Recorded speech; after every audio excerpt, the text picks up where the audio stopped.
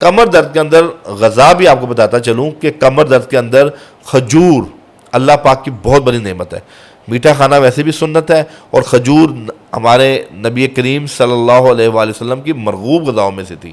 اور کھجور کے اندر سائنسدان بھی اس بات کو کہتے ہیں کہ پوری باڈی کے اندر اگر کوئی چیز گلوکوجین میں امیجیٹ کنورٹ ہوتی ہے وہ کھجور ہے. یہ وہ مٹھاس ہے جو آپ کو شوگر بھی نہیں کرتی. پرہیز کے اندر جو اہم چیز ہے اس کے اندر کالے چنے ہیں. اچھا، کالے چنے شوربے دار بھی آپ لے سکتے ہیں اور بھنے ہوئے بھی لے سکتے ہیں. اسی طرح انجیر کا استعمال کمر درد کے لیے نہایت بہترین چیز ہے. اور اس کے علاوہ جو زیتون ہے، اولیوز، گرین اولیوز، آپ کی کمر درد کے لیے آپ بطور سلاد اس کو استعمال کریں. یہ وہ تمام چیزیں ہیں، اگر آپ اس کا استعمال اپنی لائف میں تھوڑا تھوڑا بھی رکھیں گے تو انشاءاللہ آپ کے کمر اعصاب مضبوط ہوں گے.